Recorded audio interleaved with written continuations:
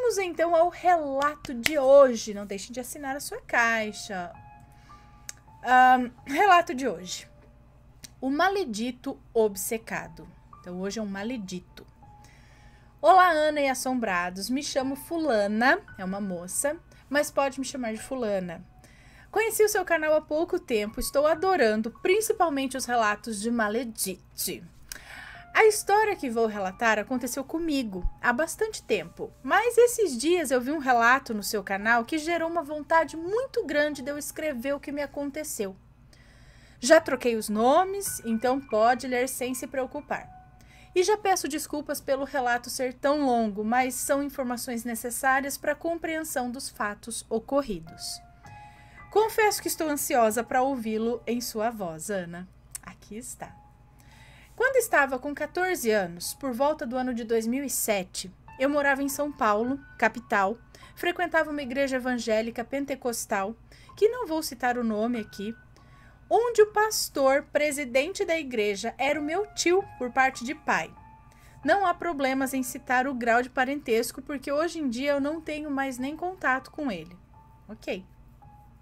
Nessa igreja, eu participava do grupo de jovens e cantava na banda da igreja. Nesse mesmo ano, entraram pessoas novas na igreja, todos integrantes de uma banda gospel. Um desses integrantes era o Maledito.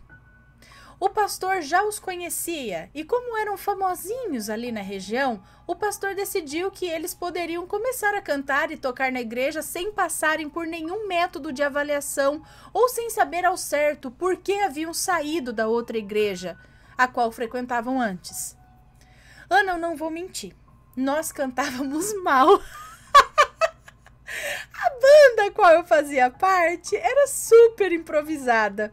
Mal tínhamos microfone. E quando a banda nova chegou com seus próprios instrumentos e microfones de última geração, não sabíamos qual reação deveríamos ter. Se ficávamos felizes ou preocupados em não poder mais cantar. Mas nos adaptamos e fizemos amizades com eles logo de cara. O Maledito era baterista. Não era feio e nem chato. Tinha 17 anos e era amigo de amigas minhas, então conversamos bastante. Mas para mim não passava de amizade. Eu tinha 14 anos apenas e sabia que namorar dentro da igreja era apenas com a finalidade de se casar. Então nem passou pela minha cabeça ter algo além de amizade com ele. Um dia após o culto, o Maledito me chamou para fora da igreja. Confesso que eu achei estranho, mas fui. Chegando no estacionamento, ele começou a falar que Deus havia colocado em seu coração de me dar algo. Porém, ele não havia tido coragem de me dar antes. E estendendo a mão, me entregou uma agenda cor-de-rosa. Eu, sem entender nada, estendi a mão rapidamente, peguei a agenda, morrendo de medo de alguém nos ver ali sozinhos em meio aos carros e pensar alguma coisa errada sobre nós, né? Eu agradeci com apenas um obrigada. Virei as costas e entrei na igreja. Só fui abrir a agenda quando cheguei em casa. E, para o meu espanto, a agenda não tinha uma folha sequer em branco. Na primeira folha havia escrito um texto onde ele falava o quanto eu era importante para ele. E ao final desse texto, em letras maiúsculas, estava escrito "Eu te amo". E as outras páginas estavam todas escritas de cima a baixo. Eu te amo, eu te amo, eu te amo, eu te amo, eu te amo, eu te amo, eu te amo. Todas as páginas. Até a metade da agenda, da outra metade em diante, as páginas estavam cheias de I love you, I love you, I love you, I love you. Gente, eu me senti uma idiota por não ter entendido o que ele tentou me dizer no estacionamento. Eu era uma adolescente, então eu agi como adolescente, fingi que nada havia acontecido. Continuei indo à igreja e aos ensaios da banda, porém eu não conversava mais com o Maledito. Eu morria de vergonha. O problema foi que ele contou para minha prima, a filha do pastor, e para os outros integrantes do grupo de jovens. E eles começaram a agir como adolescentes também. Começaram a guardar lugar para mim ao lado dele nos bancos da igreja. Me colocavam ao lado da bateria para cantar e em festividades em outras igrejas ou nas igrejas filiais me escalavam no mesmo dia que o maledito. Eu até tentava trocar de dia, tentava trocar de lugar, mas o maledito trocava também. Quando eu pensei que não podia ficar pior, entrou na igreja 3 novos rapazes que eu já conhecia, pois tinham sido meus amigos na infância. Reatamos a amizade logo de cara. Conversamos muito por telefone, por SMS no celular e pelo MSN no computador. Esses rapazes não foram criados na igreja, então quando chegaram, começaram a paquerar as moças da igreja e já tinham em mente com quais eles queriam ficar. Ô adolescente, ô adolescente. E em uma de nossas conversas falaram sobre isso. No fim, eu acabei ficando com um deles. Vou chamá-lo aqui de Fernando. E a minha prima ficou com o primo dele, que vou chamar de Felipe. Mas o que eu não sabia era que a minha prima gostava do Fernando. Eu não sabia. E esse sentimento já existia antes dele começar a frequentar a igreja. Com medo de eu acabar namorando com o Fernando, a minha prima resolveu contar para o maledito. Não preciso falar que ficar era considerado pecado na igreja.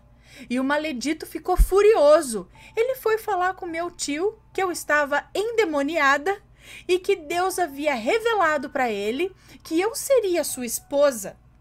Porém, eu estava me contaminando com as coisas do mundo e o meu tio, sem saber, propôs ao maledito fazer uma campanha de oração para Deus me libertar da prostituição e para que eu passasse a aceitar os planos de Deus na minha vida. Mas tipo, oi, eu não tô sabendo o plano de Deus, não. O plano de Deus é que ele revelou só pra ele, revelou pra mim, não. É tipo, eu não preciso querer? Não? Sim? Mas vamos lá. Para que você, Ana, e os assombrados entendam essa parte melhor, o meu tio, antes de ser pastor, era satanista. Foi namorado de uma mulher que praticava magia negra, visitavam juntos cemitérios de noite, faziam trabalhos pesados. Aí ele largou tudo, inclusive essa mulher, e foi para a igreja. Lá ele se tornou pastor e anos depois abriu a sua própria igreja, porque não era muito bom em obedecer ordens de outros pastores superiores a ele. Voltando ao maledito, que sem eu saber estava fazendo campanha de oração para que nos casássemos, espalhou com a ajuda da minha prima para toda a igreja que eu estava endemoniada. Isso mesmo, Ana e assombrados. A moça, a bênção, a bênção da minha prima, que havia feito o mesmo que eu, ficado com o menino lá, estava pagando de santa enquanto me difamava. O pior é que, por conta dos boatos a meu respeito, eles me afastaram da banda da igreja. Mas ninguém chegou em mim para dizer que eu não poderia mais fazer parte da banda. Simplesmente mudaram os dias e horários dos ensaios e não me avisaram. E como só podia cantar quem comparecesse aos ensaios, automaticamente eu fiquei fora da banda, de um dia para o outro. Por um tempo ainda continuei no grupo de jovens, mas como os integrantes mal falavam comigo por conta dos boatos, parei de ir também. Até o Fernando se afastou de mim, porque a minha prima havia falado com ele para se afastar e inventou um monte de mentira como justificativa para ele nem falar mais comigo.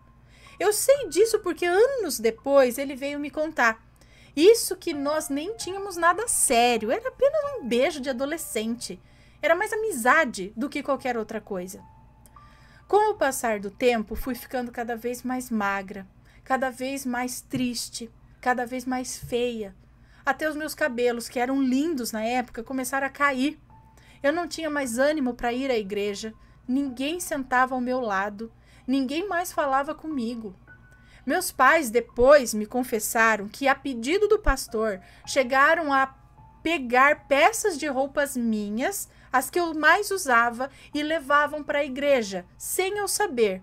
E o pastor chegou a ficar por dias com essas roupas na casa dele e depois devolveu com instruções de colocarem no meu guarda-roupas e não falarem nada para mim. Cheguei a brigar com os meus pais porque eu não queria ir mais à igreja, mas eles me obrigavam a ir, pois para eles era o demônio tentando me impedir de seguir a Deus. Sim, assombrados, até os meus pais se viraram contra mim naquela época. Meus dias se resumiam a ir à escola e chorar.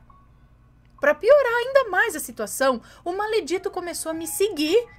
Eu saía de casa para ir à escola e lá estava ele me seguindo. Quando eu o via, um medo inexplicável tomava conta de mim, mas eu não conseguia contar isso para ninguém. Um dia, o meu pai me chamou para conversar e disse que o maledito havia me pedido em namoro. Antes dele terminar a frase, eu falei que eu não queria.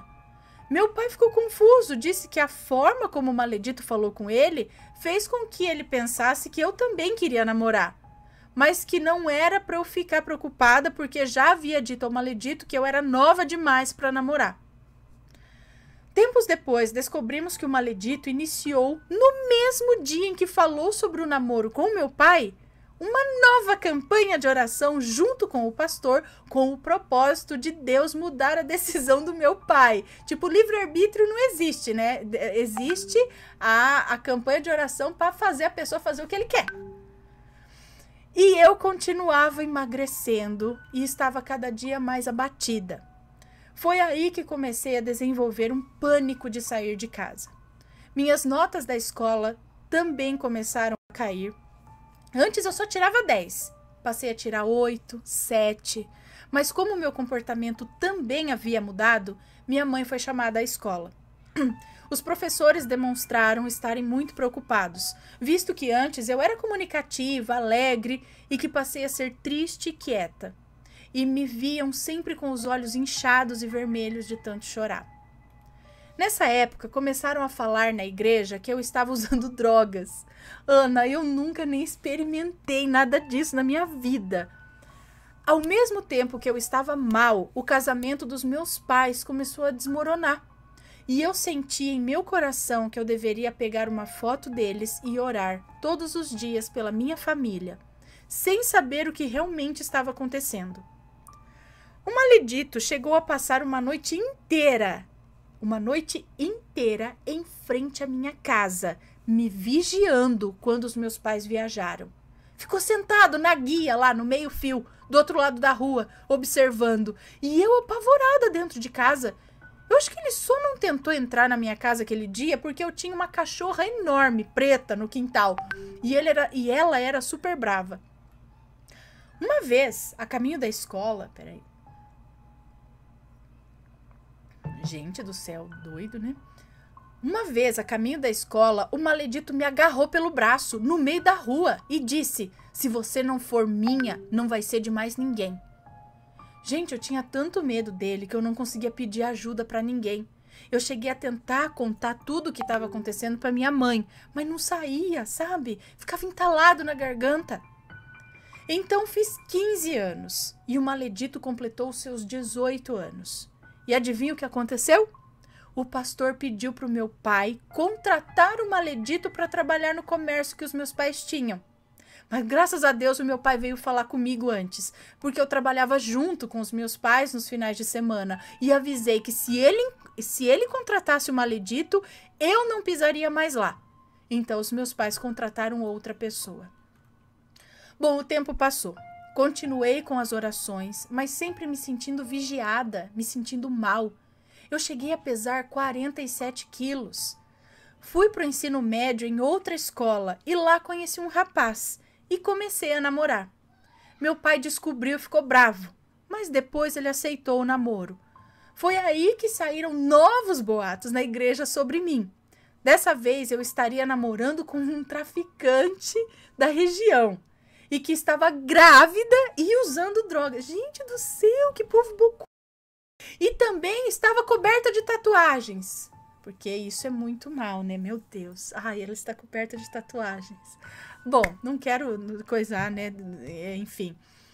Ai, a gente tem que parar para pensar no sentido, né, gente? O que é o principal, né? Vamos focar na espiritualidade. Enfim. Começaram a falar tudo isso. que eu tava... Tava grávida, usando drogas e coberta de tatuagens. Gente, era tanto boato que chegava até se contradizer. Os boatos se contradiziam. O rapaz que eu namorei naquela época era sobrinho de um sargento da polícia. Super conhecido na região, mas falavam que ele era traficante. Só porque ele não frequentava a igreja.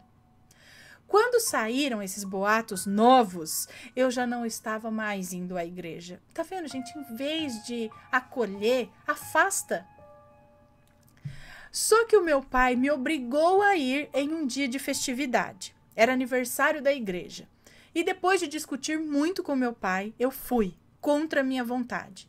Estava muito frio nesse dia, mas eu fiz questão de ir sem blusa, para que vissem que eu não estava cheia de tatuagens e nem grávida. A cara do povo, quando me viu, foi hilária. Eles olhavam para mim e só viam osso. Eu não tinha barriga nenhuma. Nessa época, os meus pais começaram a ver coisas erradas na igreja também. Até que, enfim, abriram os olhos. Começaram a perceber que o dinheiro dos dízimos e das ofertas estavam sumindo. Que todo mês a igreja estava no vermelho. Além disso, São Paulo estava muito violenta. Estava tendo aquelas ondas de ataques, de gangues, e acabamos decidindo nos mudar para outro estado. Isso fez com que terminasse o meu namoro, e os meus pais venderam o comércio que tinham. Mas antes da mudança, fomos a uma igreja diferente. Sabe quando dá uma vontade de ir à igreja, mas você não quer ir onde alguém possa te conhecer? Então, aquele dia fomos em uma igreja pequena, em um bairro distante, onde ninguém nos conhecia. Estávamos destruídos por dentro. Chegamos e o culto já havia começado.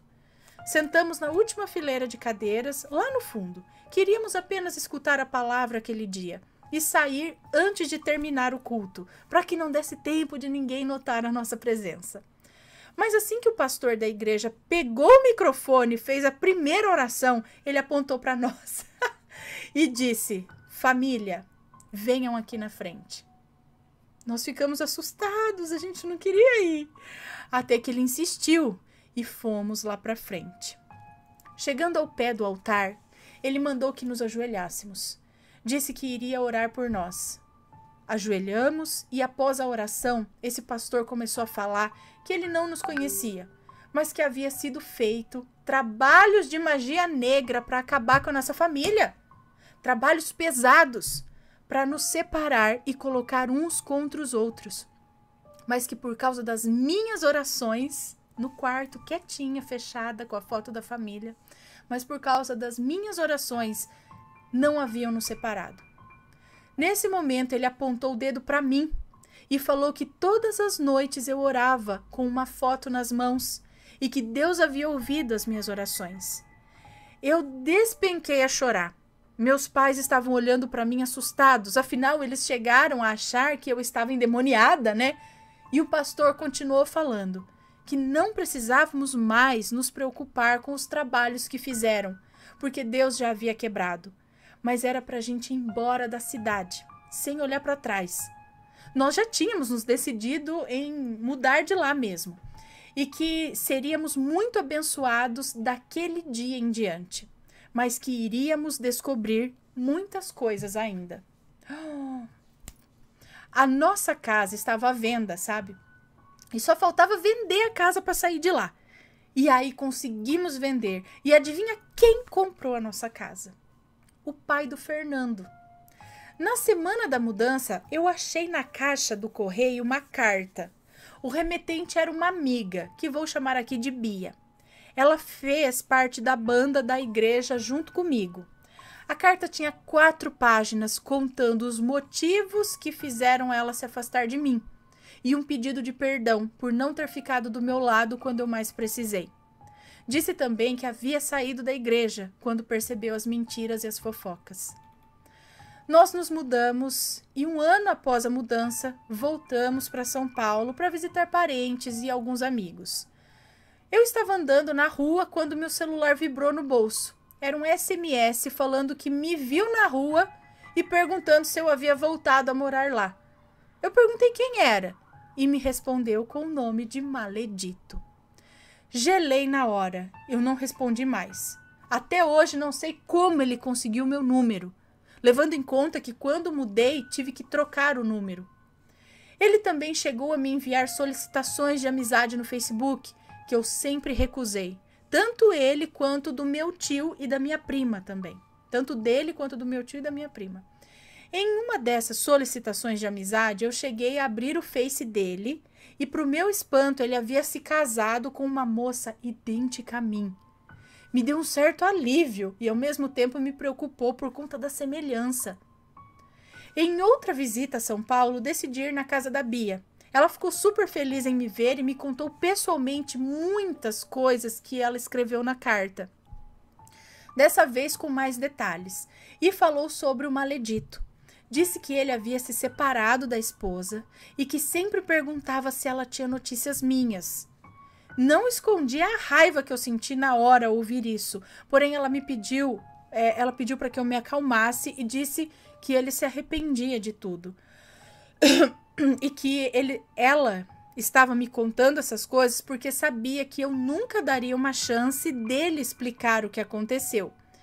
Disse que ele contou tudo a ela, que o pastor, o meu tio, que o aconselhou a fazer tudo o que ele fez.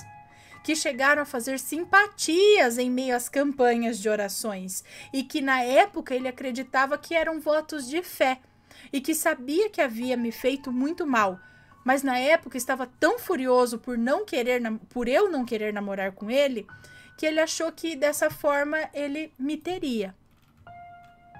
Anos se passaram e as notícias começaram a chegar. Meu tio começou a fechar as igrejas filiais por falta de fiéis. A vida financeira dele começou a ir de mal a pior, até que o casamento dele acabou. Com isso, teve que deixar de ser pastor e fechou a sede da igreja. Minha prima mal fala com ele e o namoro dela com o Fernando nunca foi oficial. Durou alguns meses e foi escondido. Não tenho mais contato com ninguém. Mantive contato um tempo com a Bia, mas um tempo depois ela se casou, também se mudou e acho que não teve mais contato. Hoje estou com 28 anos, vou em cultos e igrejas, mas não me envolvo mais. Quando vejo que começo a ficar conhecida, eu paro de ir e acho outra igreja para começar a frequentar esporadicamente. Eu não consigo mais confiar em pastores, só em Deus. Nunca deixei de acreditar e de fazer as minhas orações. Me formei na faculdade em 2014, sou casada, faço terapia com psicóloga e os meus pais nunca mais duvidaram do meu caráter. O motivo pelo qual fiz este relato é para servir de alerta. Cuidado com os líderes religiosos. Não confiem de olhos fechados. E não é porque eles falam para fazer algo que vocês devem fazer. Podem estar guiando vocês para as trevas em vez da luz. Desculpe pelo relato longo e muito obrigada por ler o meu relato até o fim. Um beijo a todos vocês. Um beijo para você. Muito obrigada pela sua história. Deixando claro aqui que a gente não tá falando nem ela, nem nada aqui contra ou mal da religião. Mas sim é um alerta, porque a gente sabe que existe muito por aí, muita gente querendo enganar, muita gente com outras intenções. Só que as pessoas vão caindo, vão cegamente pensando muito mais em pastor e igreja do que em Deus e na espiritualidade, sabe? Então, falou pra fazer, vamos fazer, não sei o que lá. E aí começa com essas picuinhas, com esses mimimi dentro da igreja. Eu falei, gente, tem coisa mais importante, tá? Tem coisa mais importante do que essas coisinhas. E olha só. Então, pelo jeito, ele continuou fazendo algumas obras de magia negra. Enfim, qualquer coisa, né? Acho que pelo mal de outra pessoa, camuflado de bem. Acho que isso é pior ainda, gente. Enfim, que fique de alerta mesmo. Acabou que gerou meio que um trauma nela, agora ela não consegue fazer parte de nenhuma igreja. Fica assim porque coisa tipo, gente, pra mim deu. né?